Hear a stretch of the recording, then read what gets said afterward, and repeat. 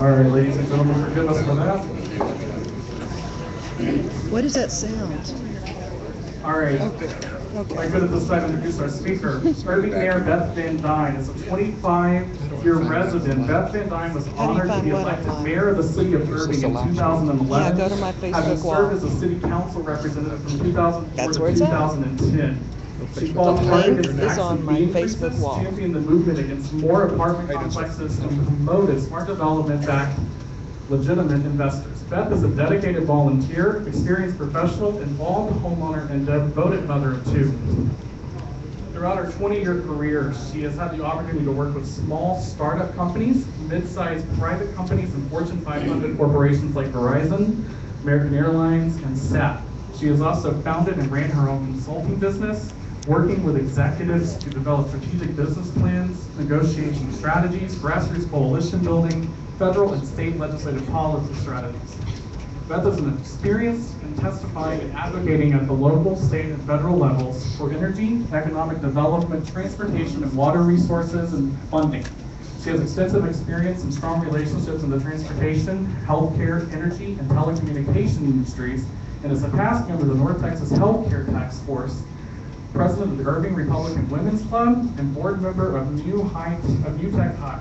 Beth was the first council member to participate in the Irving Citizens Police Academy and the Irving Fire Academy. A frequently interviewed official, Beth has appeared in the New York Times, CNN, USA Today, ESPN, and the Dallas Morning News.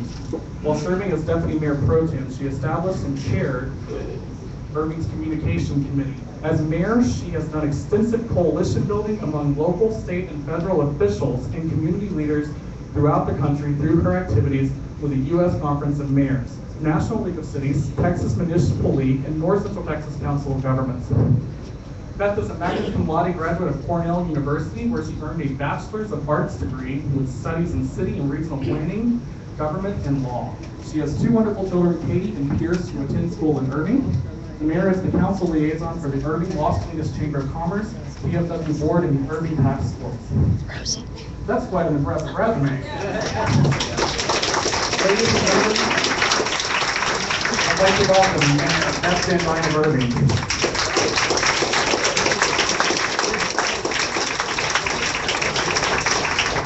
All right, I gotta cut that. I have to cut that down. It's actually way too long. And I especially have to edit the part where it says where I've been It's not on. interviewed, right? Because after this week, Ah. we changed the We can't hear. Nope. No, I don't want to. That's what the hissing Hold sound on, is. hold on. Give me a second, give me a second. Yes? Just do the man up, okay. Is that better? Yes, no?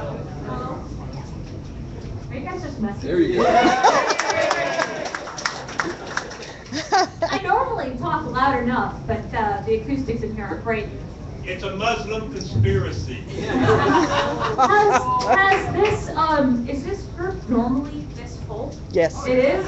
You guys need to, I don't want to say that. I was going to, no, fine, I'll say your space. But this is a good thing. I want to apologize for the zoo that I seem to bring now. It's a little crazy, but I really appreciate your warm welcome and supportive emails and text messages and Facebook postings and private messages that I have gotten this week, and actually that I've gotten since January and February. They have really meant a lot to me and a lot of the other council members, and I want to thank you for that support. And it has really, really made all the difference in the world to us. So thank you for that. Please forgive me because there was a invitation to this group that was extended over a month ago. And with recent events, I don't know exactly what presentation that I'm going to give tonight. So a lot of it is going to depend on Q&A. So I'm going to give you a little bit of the background story of what even started some of the conversations in the media about what's going on in Irving.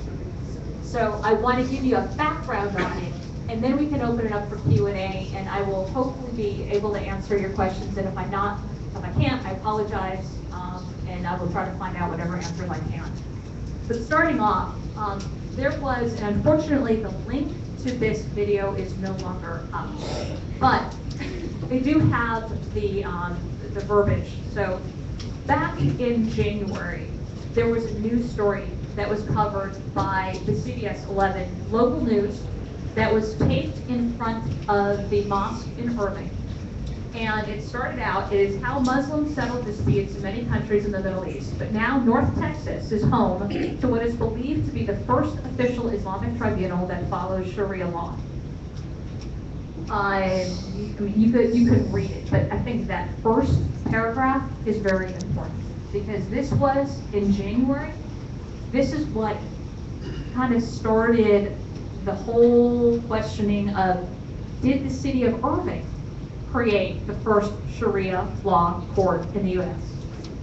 And 3 days after this was posted, and by the way, the reason why this was covered was the Islamic Tribunal sent out a press release, and they created a website that talked about the tribunal, and so the news covered it, right? I mean, that's what you think.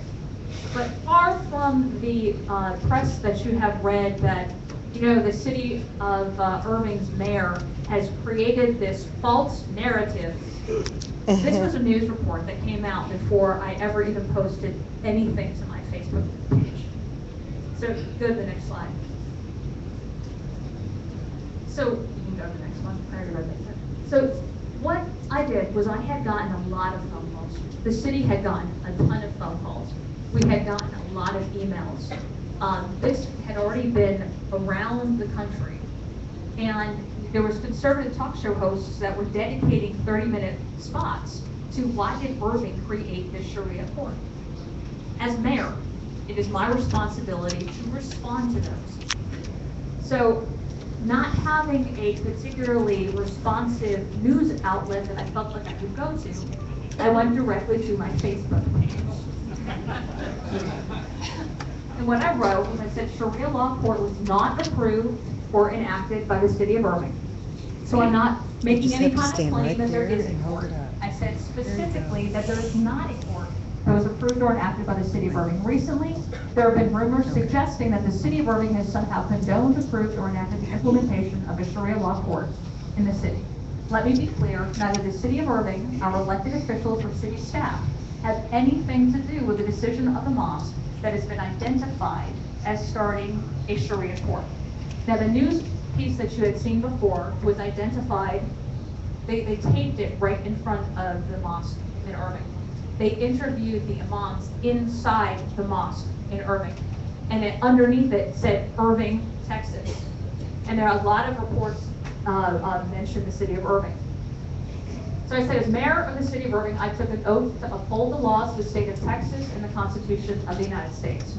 I respect the freedoms guaranteed under the First Amendment, and I believe that protecting fundamental constitutional rights and ensuring that individual rights are not violated or denied is essential. Currently, Texas Supreme Court precedent does not allow the application of foreign law that violates public policy, statutory, or federal laws.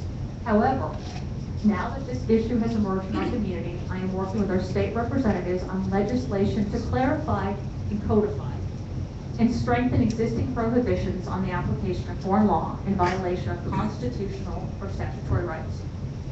American citizens need to remember that their rights are guaranteed by the Constitution, and I believe no one should subjugate themselves to anything less.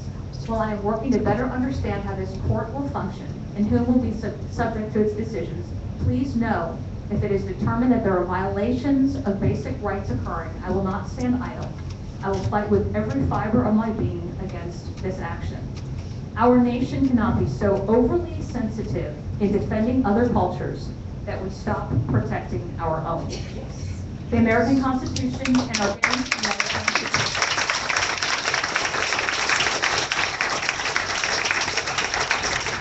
I thought that was a fairly effective statement. I could not believe that anyone living within the United States could disagree with anything that I wrote in that statement. We are supportive of basic, fundamental human rights. We are going to investigate, and if we find that those human rights are being violated, we will put a stop to that. And we need to be proud enough to stand up for the rights and recognize them in our country. I was shocked at the reaction that got, specifically from one group in our North Texas region.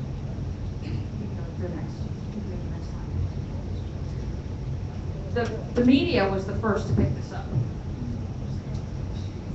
Based on that, it was portrayed as we were being anti-Muslim, that we were creating a fury in our community and being very negative to a certain group.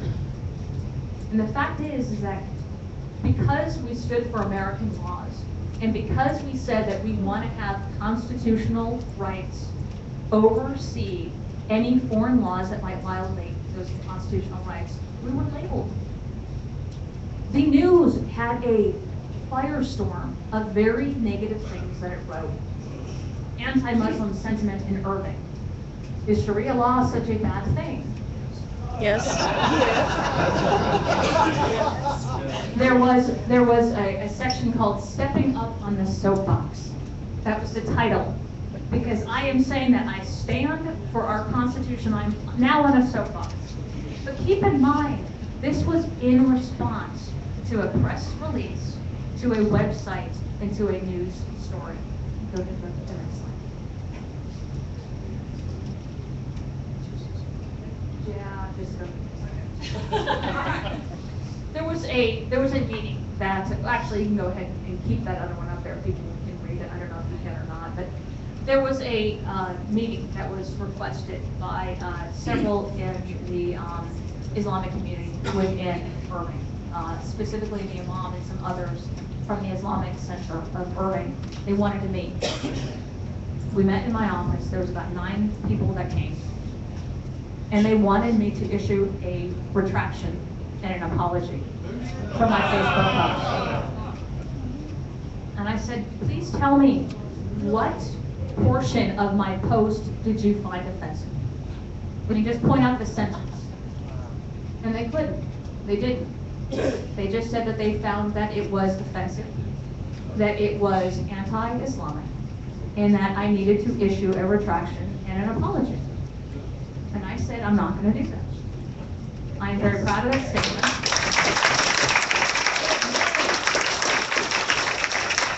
And I would really hope that you would also join with me and agree with that statement. There was discussion that it had created a lot of negative perceptions and some misperceptions within the community. Well, I had 3 of our state reps in the room as well. And they were Rodney Anderson, Matt Rinaldi, and Kenneth Sheets. And I want you to know that those guys stood like rocks behind me. They were phenomenal. They were very And one of the solutions that we had was there was a bill that they were trying to pass in Austin. And it was American laws for American courts. And this bill said that it codified what most people just assume is in action now. But the problem is, unless it is specified within the law, some judges, and it has happened, some judges don't necessarily follow the rule. They look at if it's not written. So this particular bill was going to codify and say foreign laws will not take place over constitutional laws if, in those examples, foreign law would violate rights. Keep in mind as well that this was specifically for family courts. So these are cases of divorce, child custody, where women in many foreign laws are put at a severe disadvantage to men. But this was specifically in family law, and you can go ahead and go to the. So this was what it was. A decision based on foreign law is void to the extent that the application of the foreign law violates a fundamental right guaranteed by the Constitution or statute of the state. Notice what it does not include. It says nothing about religion. There's nothing mentioned in that bill about Muslim, Islam, or Sharia law. You can go to the next. The whole point of doing this was to say, if you believe that there's so much being misconstrued, and there's so much negativity, and people don't know what you're doing, why don't we put this on a council agenda? The city would like to support this bill. Why don't we put this on the agenda? We can all come down and you can support it. Maybe if people see your support, all of these things that are, quote, being misconstrued won't be. So we gave them, Matt Rinaldi gave them a copy of the bill, and he said, if you have any changes, you know, right now we can still change the wording. If you have any changes you want to make, let us know. 3 weeks later, we put this on a council agenda. We didn't hear anything back. The night, less than 24 hours before we were to vote on this bill, our emails started lining up with people from the Islamic Center who were livid that we had even put this on our agenda. That we had even put this on our agenda to vote on. And we had the head of the North Texas chapter of CARE come down and tell us that it had a choice between diversity and hatred, fear, and bigotry. That if we were going to vote on this, that's what we were creating. So, to vote on a bill that supports American laws, we were hateful, bigoted, and creating fear.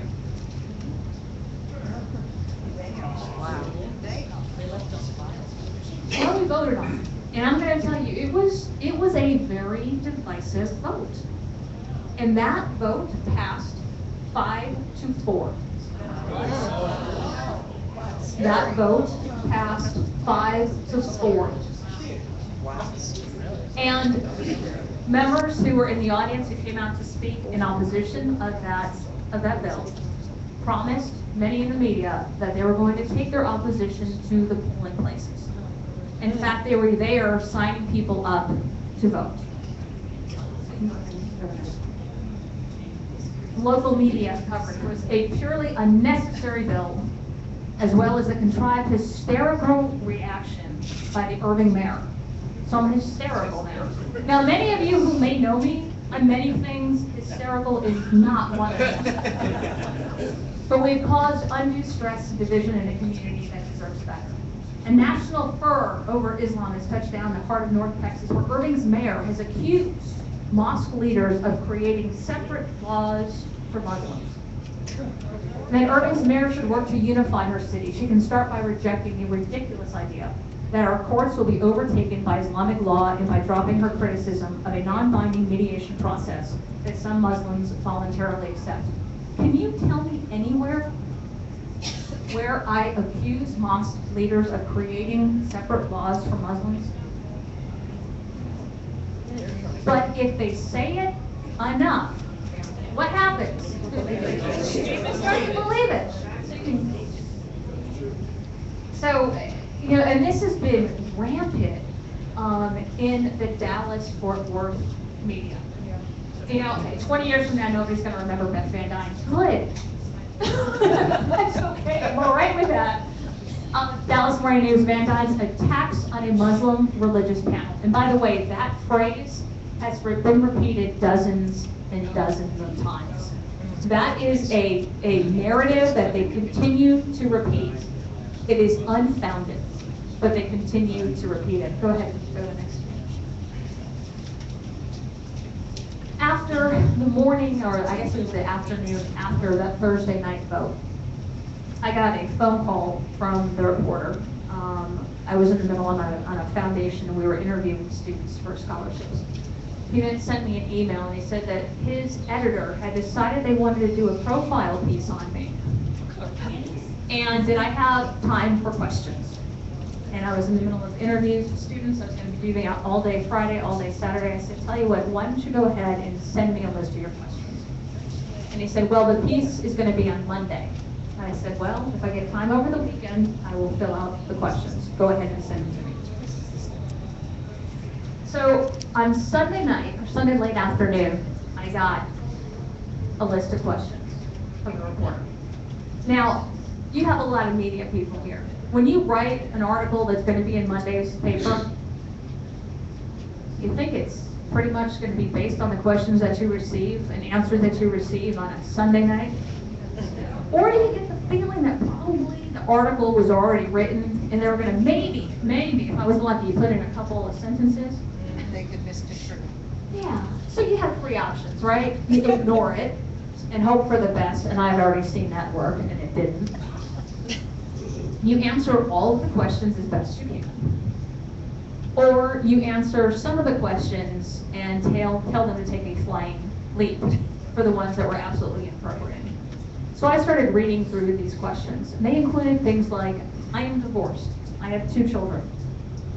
Do you have full-time custody of your children? I understand you're dating. Can you tell me about your partner/boyfriend? Now, can you imagine for a half a second that those are questions that they would have asked of Dallas Mayor Mike Rowan? I was really offended. And I was really offended because on Sunday night, I had planned to take my kids out to dinner and to a movie.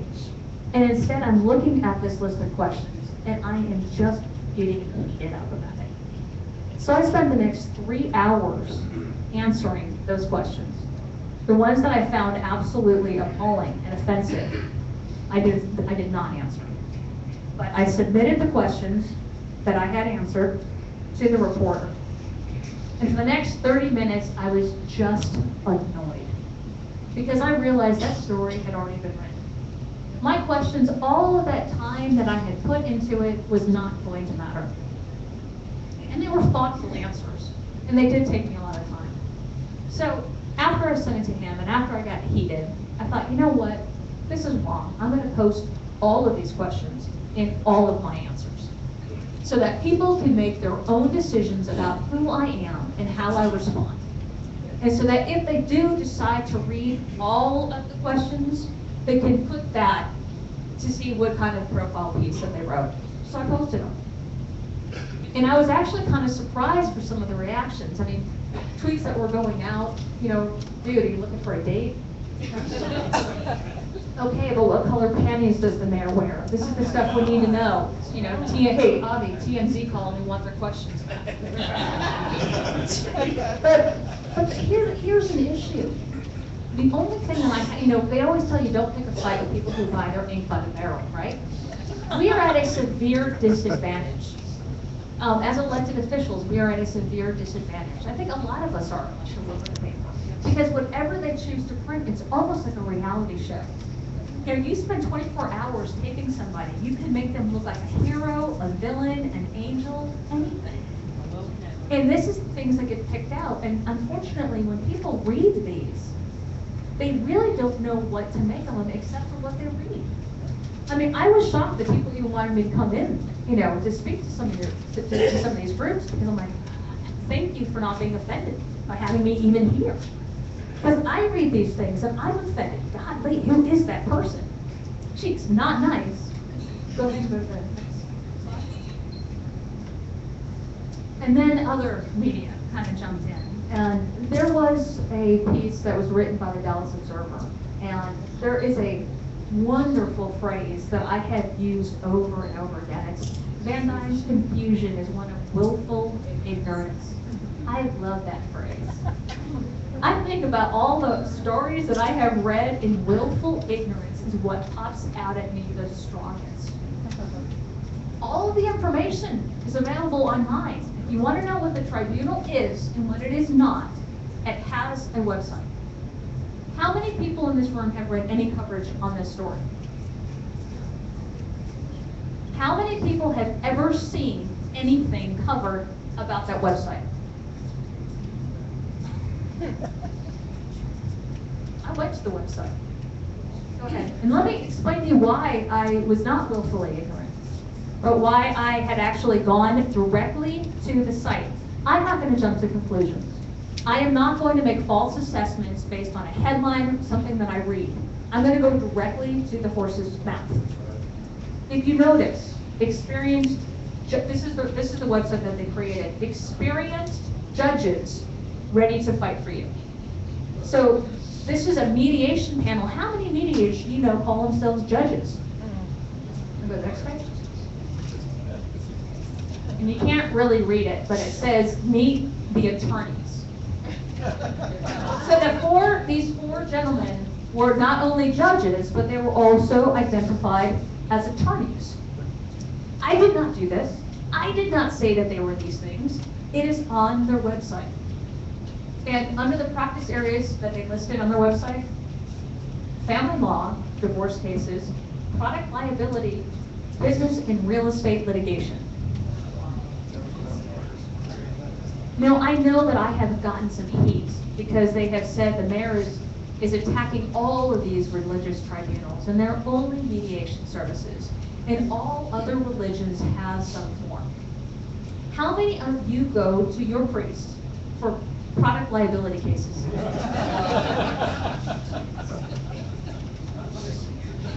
They also charge, by the way, for their services. You want to go to the next one? I have also been accused of creating a false narrative that this court was going to, it's not a court, right? It's not a court. That is a tribunal, and it's a mediation service.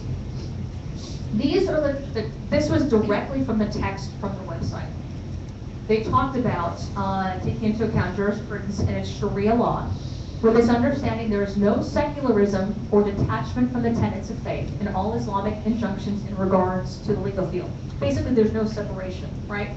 That if you are a Muslim, you follow Sharia law, and there's no separation between legal and political.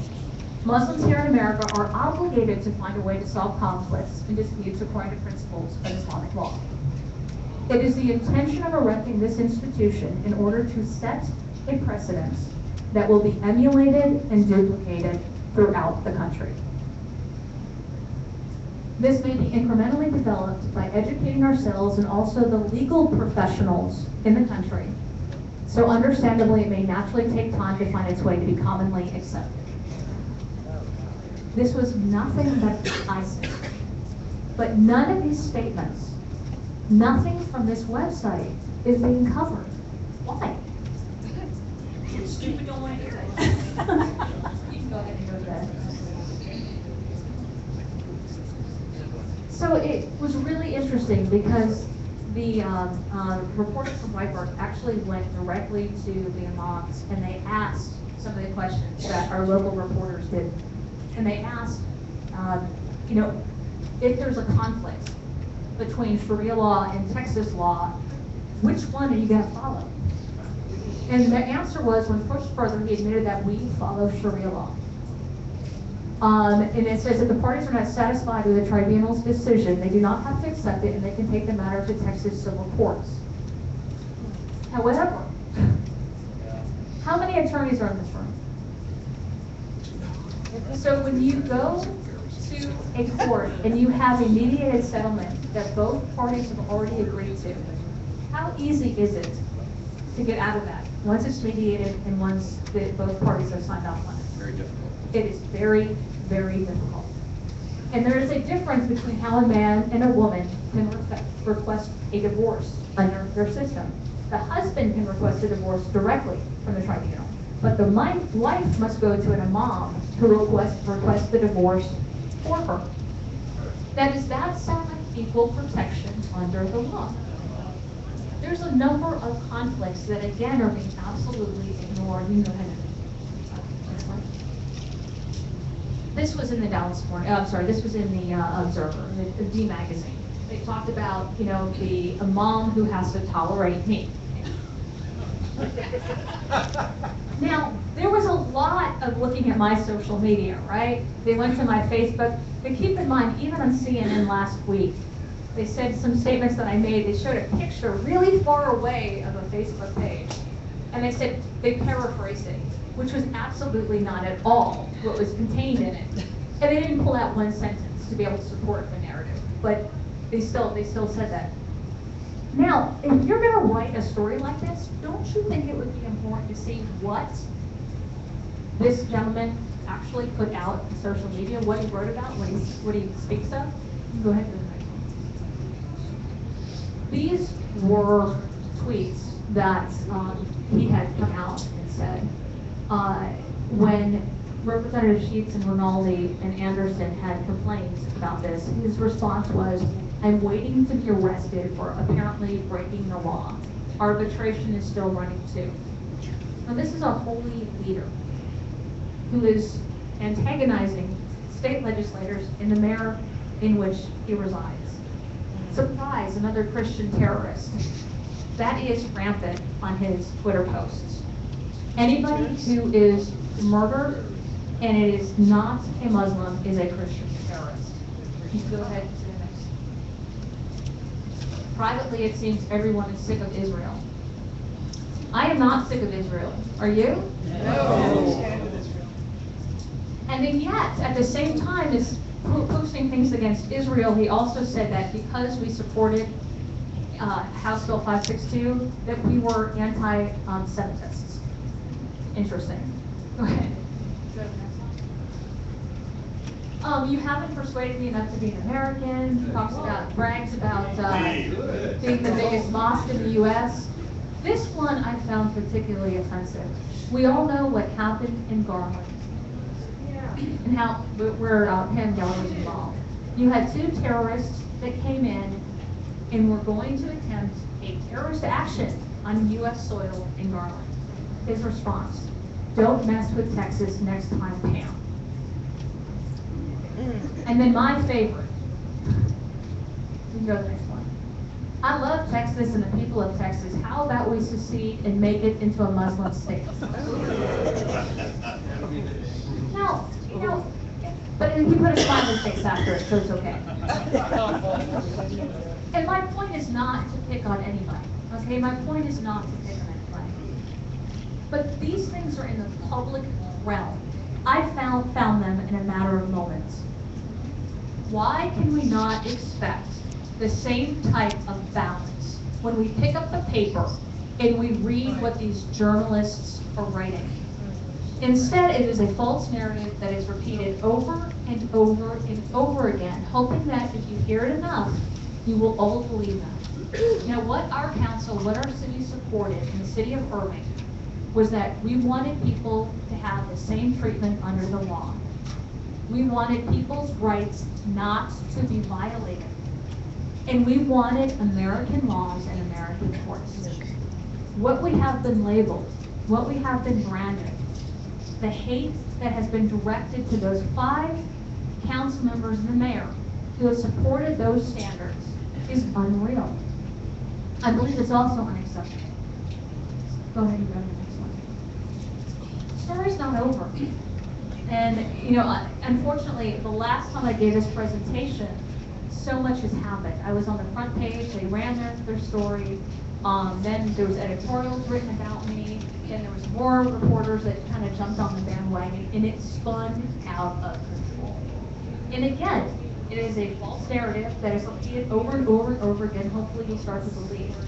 Recently, and we can talk about this if you guys have questions on it, but recently, those examples have been consistently portrayed. I woke up last Wednesday morning, and I don't sleep. I really don't sleep. Are you having a hard time reading over the air conditioning? Oh, reading. So last Wednesday, it was about 5 o'clock in the morning, and I get up, and you know the first thing that I do is I reach for my phone, and I know that's a bad habit, but that's what I do. I look at my emails, I look at my Twitter feeds, I look at my Facebook. And at 5 o'clock in the morning, I was blown out of the water. You know, I'm looking at all of these tweets. I'm looking at all these emails. And the first thing that I did was, it's probably 5:30, maybe 6, that I called my city manager. I called my police chief. And I said, help me figure out what's going on here. I am reading this report, and on the basis of this report, I got a lot of questions. I mean, why would we do this? Help me make sense of this. And I very patiently listened, and then continued throughout the day, because we had work session that day, continued throughout the day to read the feeds that were coming in. All of them second-guessed our police department.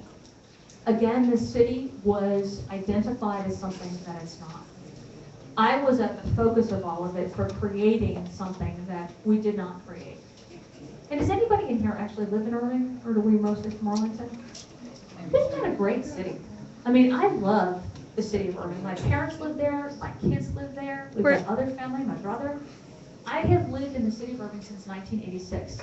It has the most diverse zip code in the country. We have people from everywhere that live in Irving. We've got some of the largest companies in the world that are headquartered there. We've got awesome parks, great schools, great business owners. We have a really great community. And people in that community are tight. We fight like family. You know, sometimes, I mean, we do. We fight like family. But at the end of the day, we have a very tight-knit, and it is the largest small community I've ever lived in. The city is one of the 100 top, largest cities in the country. We've got about 235,000 people. It's a big community, and we're very proud of it. And when I started reading the things that people were saying about my city, I was frustrated. And then I started thinking, okay, where did that come from? And it went back to a headline. It went back to one reporter's idea of what happened. And from that one reporter that wrote this, the entire world looked at it and took everything that was written as truth. And their first assumption was to second guess the police officers and to second guess our school administrators. And it didn't just happen with people who were reading it. It didn't just happen with a few neighbors. It happened all the way with the President of the United States, where we had a president before the image of that clock was ever even let out to the public, who already wrote, "Cool clock, kid." We have a problem right now, and I don't know if the rest of you are noticing it as much as I am. We have a problem right now in our society where our police officers are being second guessed. Our police officers are being targeted. Our police officers in law enforcement are being murdered. Why are we not supporting them? Why are we questioning American laws? We have ways of being able to, change law if that's what we want to do. Run for election. Write to your Congress members, who just booed at that. I don't blame you. You see what happens when you run for election. You see what I have happens. run for office, and I know just how you feel. But we have a symptom that seems to be going on in our communities where we are undermining our law enforcement. We're not supporting our laws in order. We have members in our community, in our city, across the country, who are police officers, who are out looking for our best interests, and they are being targeted, and they are being murdered for no other reason than they are wearing a blue uniform. And that has got to stop.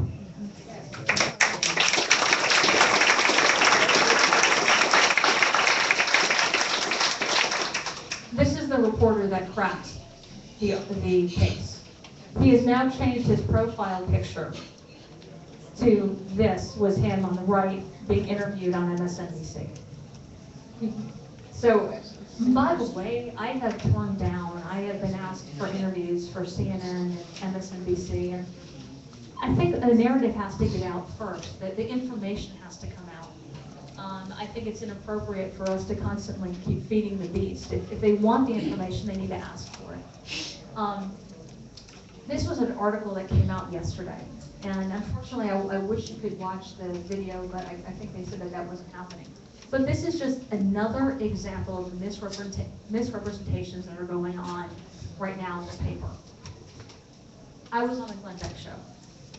Now Glenn Beck, his studios are located in Irving, and I have known him since I became mayor. And so he's a Irving resident. I mean, he's an Irving business owner, right? So when he requested that I be on, I said I would be.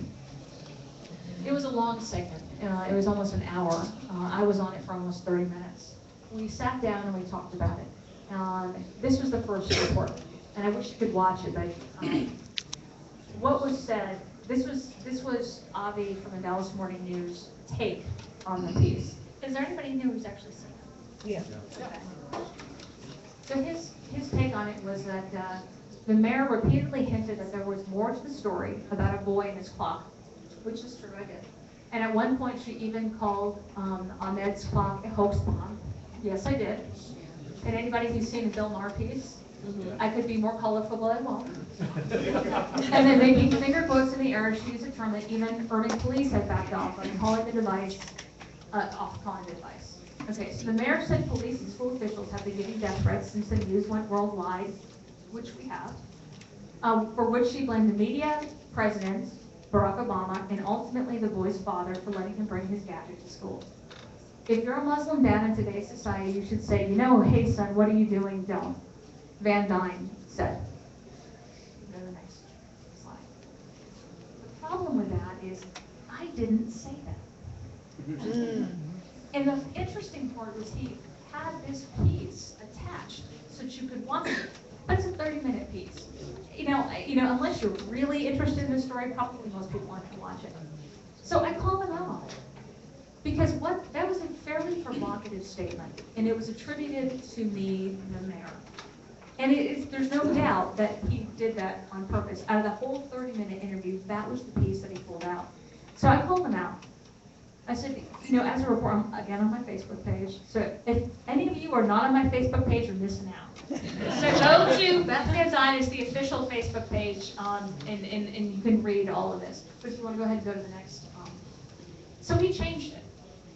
And he changed it by scratching out Van Duyne and writing Beth. However, he still kept the preceding paragraph and ultimately the boy's father for letting him bring his gadget to school. I never mentioned anything about the boy's father, but he still kept that in there. So finally, he again was called out by numerous people, changed it. Now he changed it, he got rid of that portion. But do you notice that you can't tell that it was edited? This is currently what's up on the website. You can't tell it's edited. Now, I had a Facebook post that came out, and 15 minutes later, and I'm embarrassed to say this, I was in the shower. I'm like, you know, I think I could have worded that bit better. And I got out literally 12 or 15 minutes later, and I changed it. Now, their only motivation is, I think I could have worded that better. Now, have any of us ever done that? Okay. There have been stories written about why I did that. I took all this time and I read this information. I saw all these tweets and I was purposefully, trying to change it, hoping that nobody noticed. I understand. Once you put something out there, it's out there. But it doesn't mean that you can't. Now, if I had done that, it would have been 2-3 stories. So you can go ahead and get the last. The only reason why I share all this with you is I'm really hoping that the more information that you receive, it'll do a couple of things. One, you're going to hold the media accountable. That when you start reading some of these things and it really doesn't make sense, it might be because it really doesn't make sense. Okay? It's a crazy world. Well, maybe it's not as crazy as we think if we actually find out what really happened, as opposed to what people are writing that happened. Hold the media accountable, and when you see these things being written, please do me a favor, but do others a favor that have these things written about them that are untrue. Call out the publication. Write emails and let them know this is wrong. This doesn't make sense. What's the other side? What questions are you not asking? And why are you not publishing them? Also, hold your elected officials accountable. We should all be saying these things. The fact that, I'm getting any kind of attention for doing this is scary. Why? Why am I not one of many who, when I see something, I say something? Why are we not all holding all of our elected officials accountable for saying the things that we're all thinking, right? Trump is getting all sorts of press right now because he's saying exactly what the American public is thinking. Well, not all the time.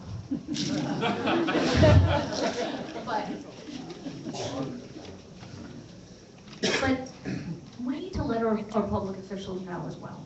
If you're elected, you got a job. My first job, when I took the pledge, was I said I am going to uphold the values of our Texas state constitution and our Constitution of the United States. Make me do it. Hold me accountable to that. Support our law enforcement and support the law. We have got to get around our enforcement teams across the country being scared to go out. And these are brave men and women, and I am very proud of our Irving Police Department. We're the 5th safest city in the country. That's not by accident. And we all do get along. Yes, of course, we're going to have disagreements. We're a diverse community. We're a large community. Yes, we're going to have, but we do it typically in a very peaceful manner. It can seem ugly to the public at large who's reading some of these council meetings that we've had or some other issues, but that happens in every community. And we have to stop constantly second-guessing those that make us safe. And this one's important. Don't let your fear of labels stop you from standing by your values. I brought my phone here today, and I had some of the Twitter posts, Facebook posts, and emails that I've gotten, and I was going to put up. But you don't need to see them to imagine what some of them have said. I got a phone call from my daughter on last Wednesday night, and she's upset. You know, she said, "Mom, I don't understand how these people who preach love can write such hateful things." But you know what? And I told her, I said, "Honey, it's going to happen. It's not going to make me say anything differently than what I believe. I'm going to continue to stand by my values, and I'm going to continue to say what's right because that's what I took an oath to do. And that's what I had told people who supported me I would do." And by the way, Sweet, I really hope you're learning that. Because I think that is a lesson that every single one of us should know and that we should teach others.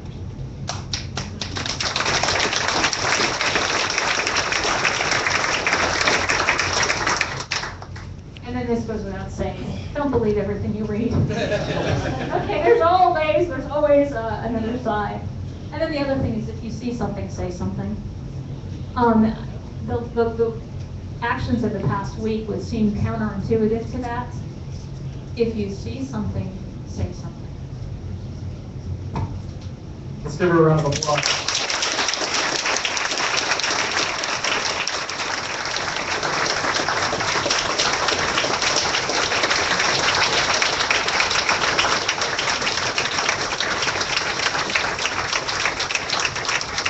All right, we have time for about 3 questions, maybe 4. How about we make it even 4 questions? All right, I saw Mr. Bugalinski's hand go up first.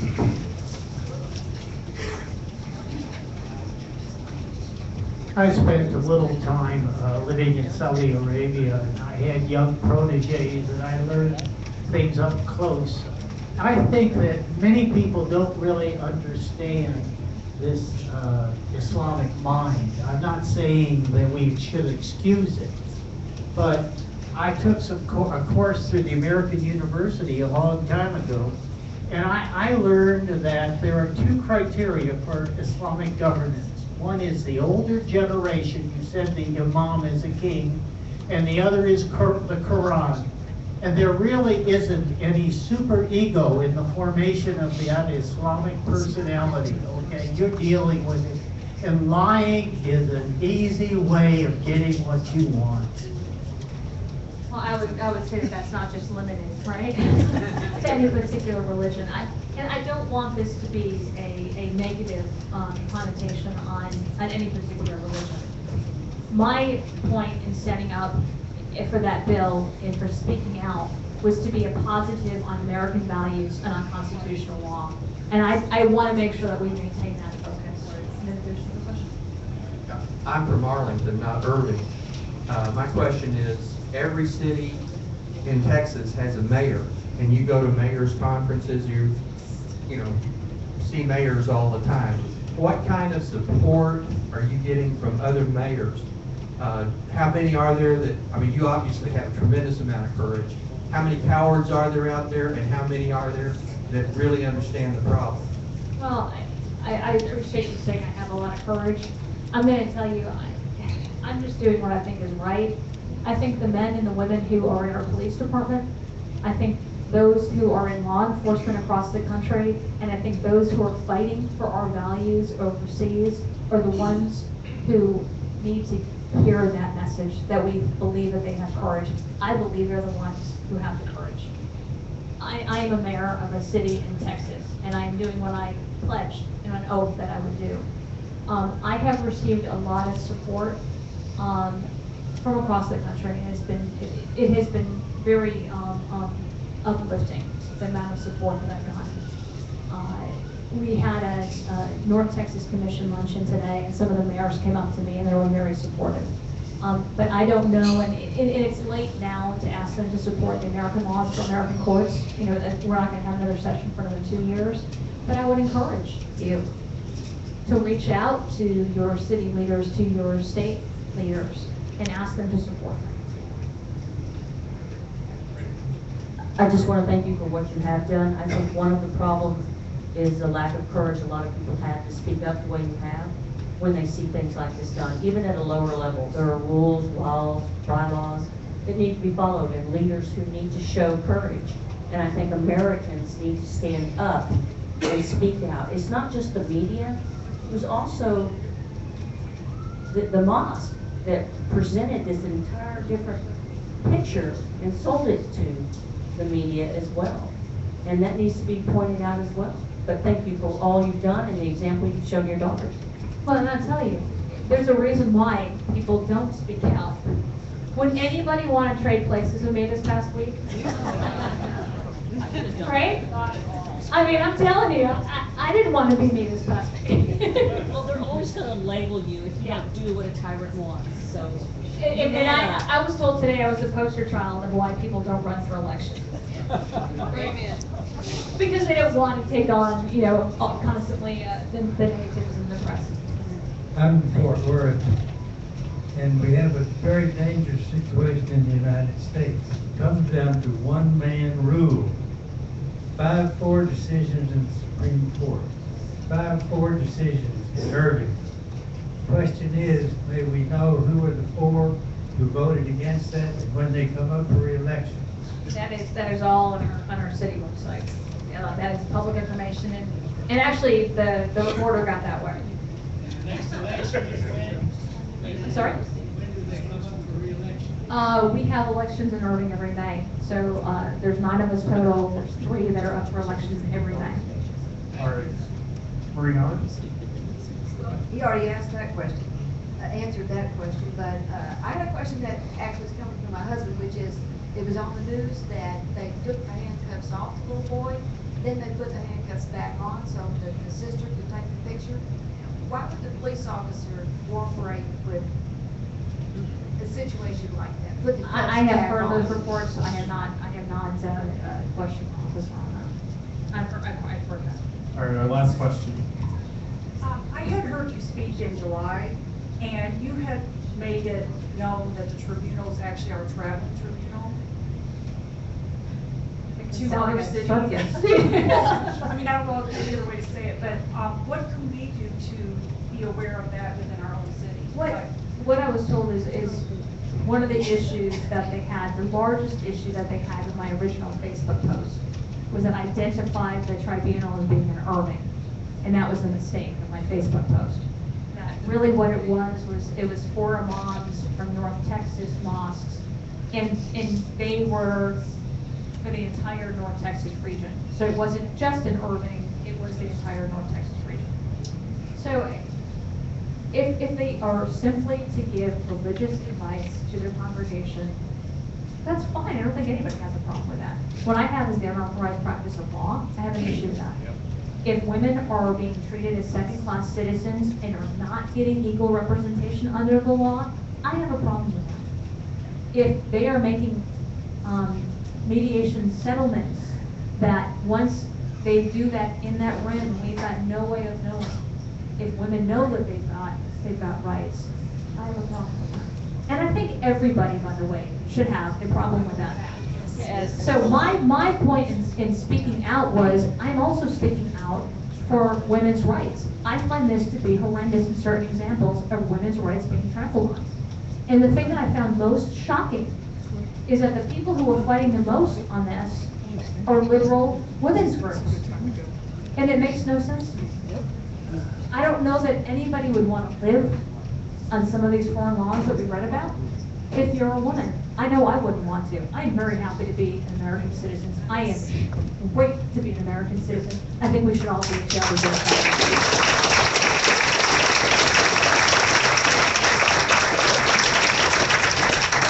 Let's give her one more round of applause, shall we?